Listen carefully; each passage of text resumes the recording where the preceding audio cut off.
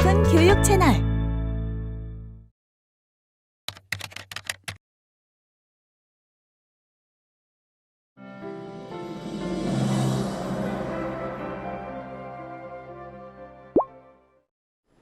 자, 26번째 시간입니다. 오늘은 치료의 실제 세 번째 날로 사춘기 초등학생들을 대상으로 자아상 정립을 위한 목표의 프로그램을 진행한 사례를 같이 살펴보겠습니다. 자, 이번 시간에도 먼저 전체 계획과 내용을 보기에 앞서 사춘기에 대한 의미 등등 이 대상에 대한 이해를 구하는 작업을 하도록 하겠습니다. 자, 사춘기의 의미는 이렇게 정의를 합니다. 먼저 뭐라고 나와 있냐면요. 심신양면으로 성숙기에 접어드는 청년기의 전반에 해당되는 시기라고 이야기를 하고 있습니다. 자, 그 다음에 두 번째는 성적인 성숙의 관점에서 그 변화를 보이는 시기라는 뜻도 갖고 있다라고 설명을 하고 있습니다. 즉 무엇인가 변화를 하고 있는 그런 중이라는 것을 예상할 수가 있는 내용인데요. 그럼 아래에 이 시기의 변화는 과연 무엇이 있는가에 대해서 이야기를 해보겠습니다. 첫 번째는 당연히 성적인 면에서 성숙이 있기 때문에 성에 대한 관심이 는다라고 이야기를 할 수가 있겠습니다. 그런데 이런 것들이 나중에는 충동으로 나올 수도 있겠죠. 그 다음에 두 번째는 행동에 대한 부분도 알기 시작을 하면서 감수성도 고조가 되는 시기라고 이야기를 하고 있습니다. 그런데 그에 반해서 오히려 주위에 대한 그런 감정들은 부정이 더 강해진다고 이야기를 하고 있기도 하고요. 따라서 어른들의 구속이나 간섭을 싫어하는 경향도 있다라고 이야기를 하고 있습니다. 자, 이런 맥락은 반항으로 나오는 경우들도 많이 있고요. 그와 동시에 정서 감정이 일치하지 않는 불안정한 모습을 보이기도 한다라고 설명을 하고 있습니다. 자, 이상의 내용을 종합 정리를 하게 되면은요, 심신양면으로 아이에서 어른이 되어가는 과정에 있는 거죠, 그렇죠? 그러니까 어떻게 보면은 지금 중간에 놓여 있는 단계라고 이야기를 할 수가 있겠습니다. 따라서 여러 가지 면에서 일치가 되지 않는 불안정한 그런 시기라고 이야기를 할 수가 있겠는데요. 아직 어른도 아닌 거죠, 근데. 따라서 발달을 하기 위한 그런 측면들이 많이 있다라고도 이야기를 할 수가 있겠습니다. 자, 본 프로그램은 사춘기 아이들 대상으로 해가지고 이들의 건전하고 올바른 자아상, 독립을 돕는 그런 목적이 있습니다. 자, 그럼 구성을 보도록 하겠습니다.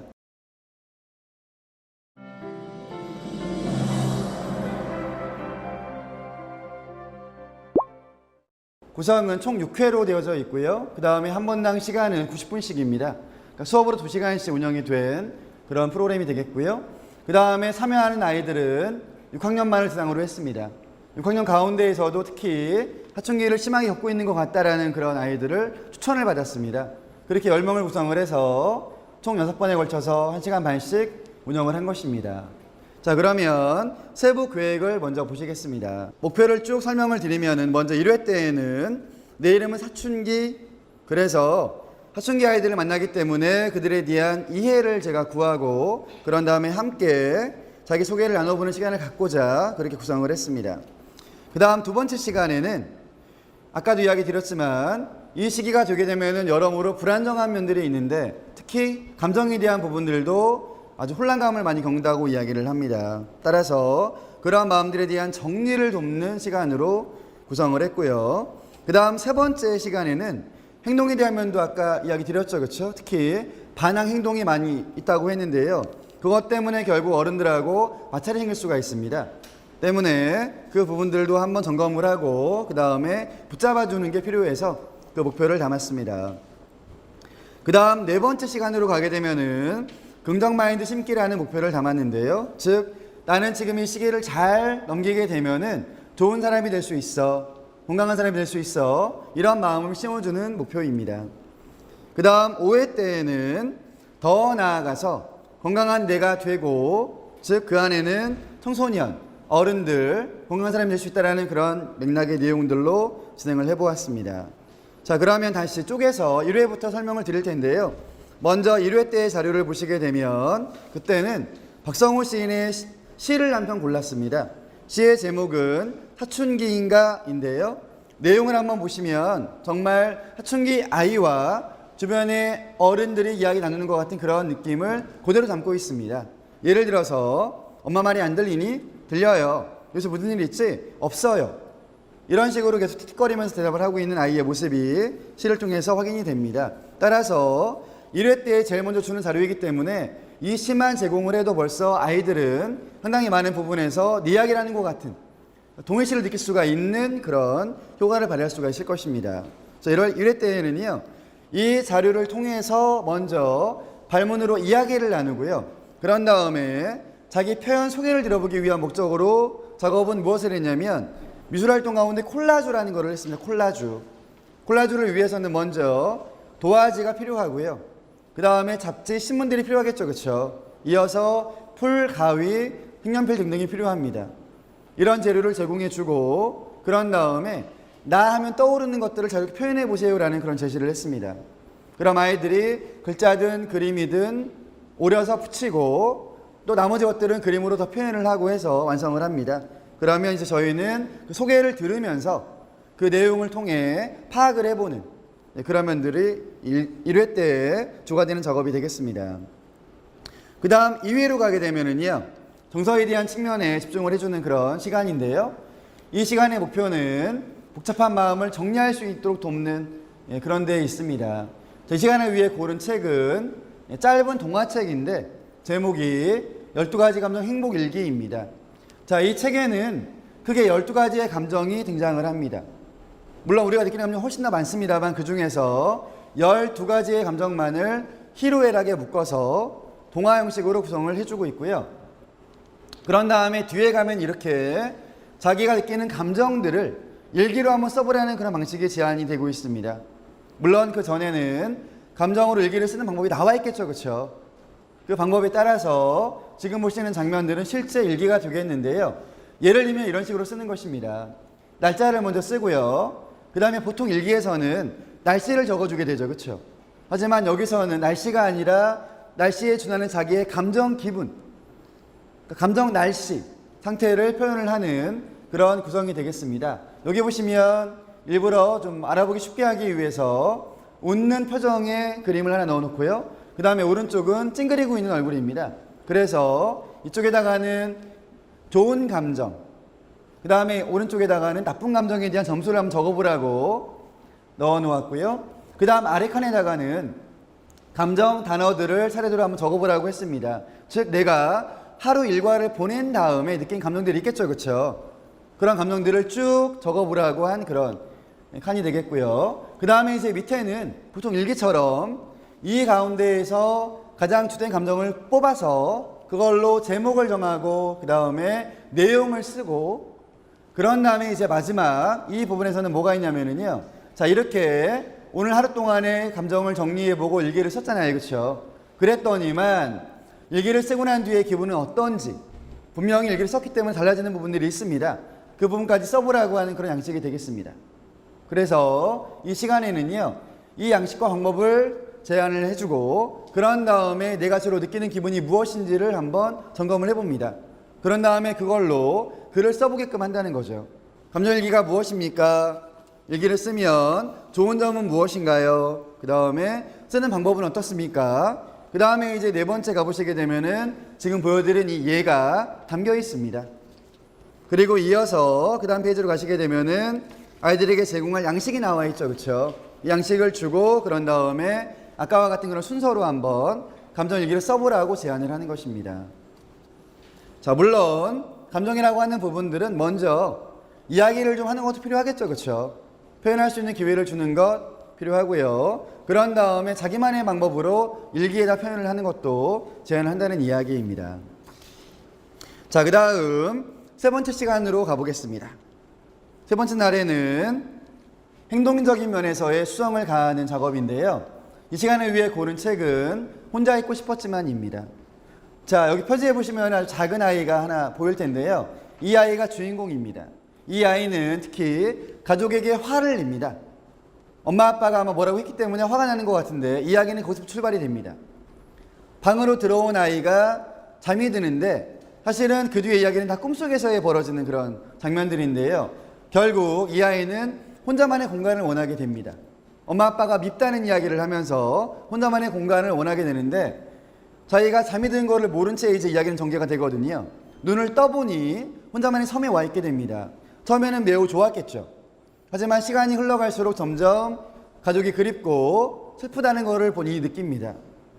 그래서 다시 집으로 가고 싶다는 그런 바람을 표현을 하는데, 그러자 별과 실들의 도움으로 집으로 오게 된다는 그런 이야기고요. 그러면서 자기의 그런 행동들을 반성을 하고 있는 내용으로 이야기는 끝이 납니다.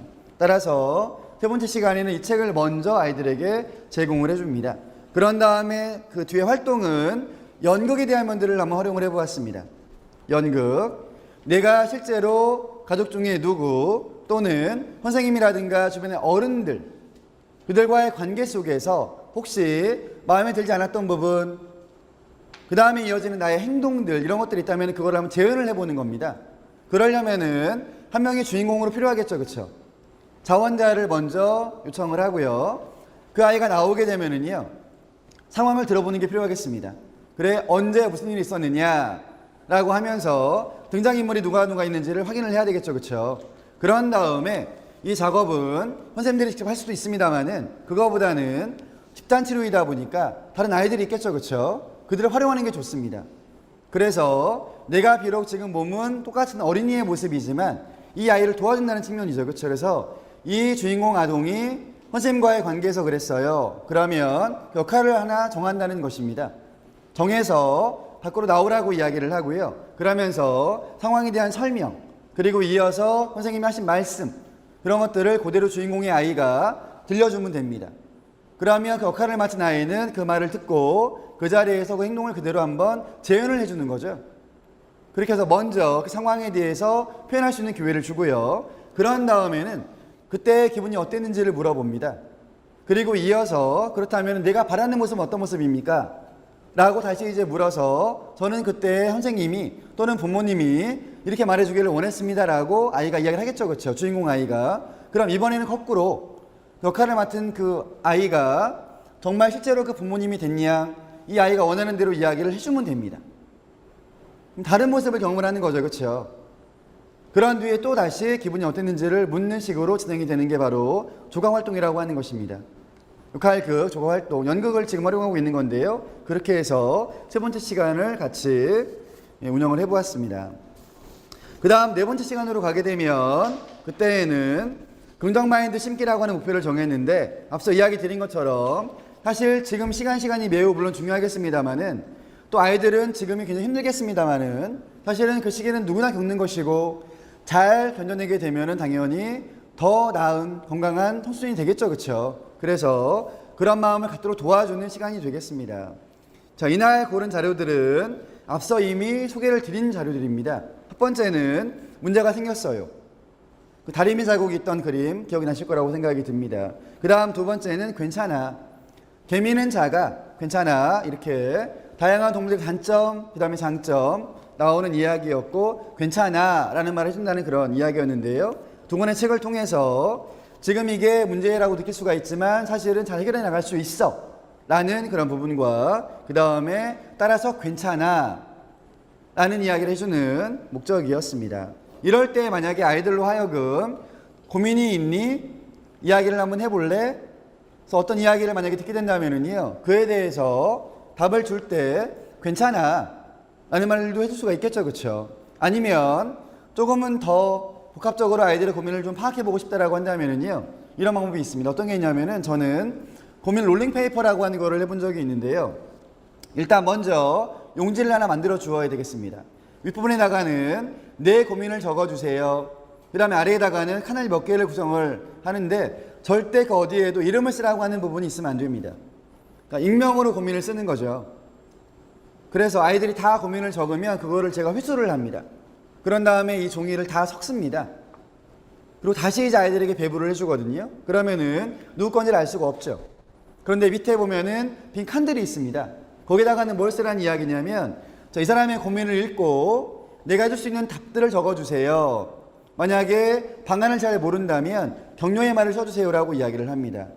그러면서 이 종이를 계속 돌립니다.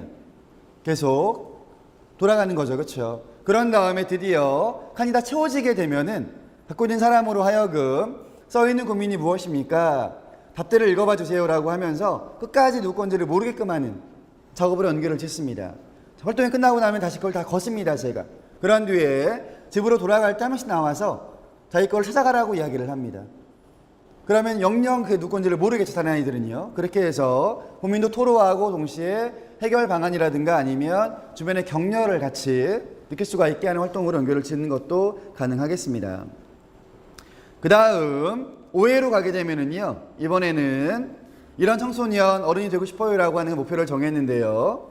지금 현 시점을 계속 저는 앞으로 이제 변화의 어떤 물꼬를 트는 작업이라고 생각을 합니다. 단계라고 생각을 한다는 거죠. 그렇죠? 그래서 이때에도 C를 하나 골랐는데요. 이 시간을 위해 고른 C 같은 경우에는 지금은 공사 중이라고 하는 제목이고요. 그 다음에 내용은 박선미 씨가 쓴 그런 동시입니다. 내용을 살짝만 좀 보시면은요, 조금만 기다려줘. 지금은 공사 중이야 라고 하는 말이 나오는데 그 밑에 있는 설명만 보게 되면 마치 집을 고치는 것 같죠, 그렇죠? 하지만 그렇지 않습니다. 원래 의미는 무엇이냐면 자기를 지금 고치고 있다는 중입니다. 자기를 더 좋은 사람이 되기 위해서 고치고 있는 중이라는 그런 내용의 이야기입니다. 따라서 이 이야기를 바탕으로 해가지고요, 나도 지금 내 모습을 바꾸고 있는 중이다라는 그런 이야기를 해준다는 거죠. 이때 활동은 신체 본뜨기를 같이 한번 해보았습니다.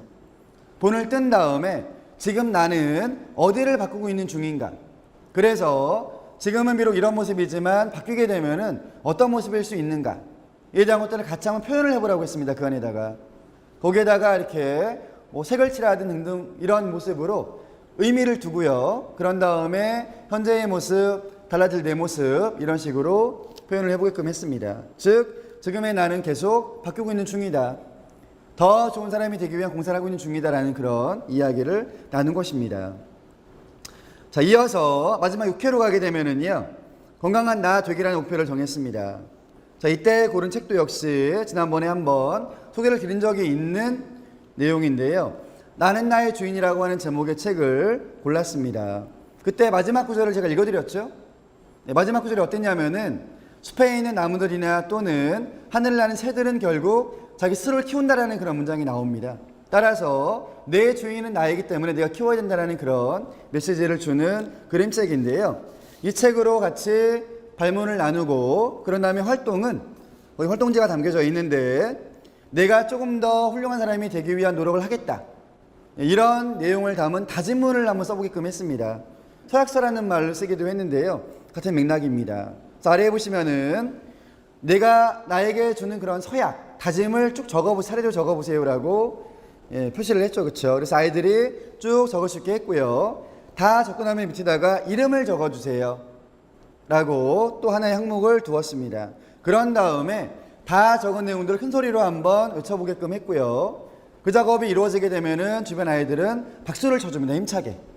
그래서 정말 이 다짐이 이루어질 수 있게끔 실천이 되어서 정말로 이 아이가 나중에 좋은 청소년, 성인이 될 수 있는 그런 기틀을 만들어주는 시간으로 운영을 해나가는 것입니다.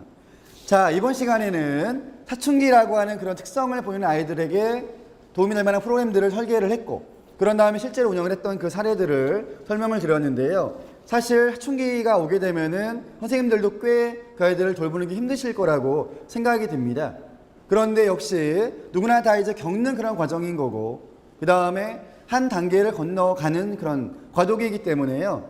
그 부분을 어른들인 우리가 좀 돌봐주고 도와주는 작업들이 필요하다고 생각이 듭니다. 그런 맥락에서 오늘 제가 소개해드린 자료들, 뭐 시라든가 책이라든가 활동들 이런 것들을 접목을 시켜보시게 되면은 분명히 고학년쯤의 아이들에게는 도움이 될 거라고 생각이 들고요. 만약에 이렇게 체계적으로 뭔가를 할 만한 시간 여유가 없다라고 하신다면은요, 뭐 재량활동 시간이랑 이렇게 좀 여유가 있는 시간대에 이 시를 한 편 읽어주는 것만으로도 생각을 해볼 수가 있게 되고, 아마 동일시, 카타르시스까지는 충분히 가능하지 않을까라고 제안을 드릴 수가 있겠습니다. 자, 그럼 다시 한번 꼼꼼하게 제가 제안해드린 책들도 읽어보시고 활동도 검토해보시고 그런 뒤에 학급 내에서의 접목 방안을 모색해 보시기 바랍니다. 이번 강의를 마치도록 하겠습니다. 영상 잘 보셨나요? 오픈교육 채널 라이브 아트 좋아요와 구독 버튼 잊지 말고 눌러주세요.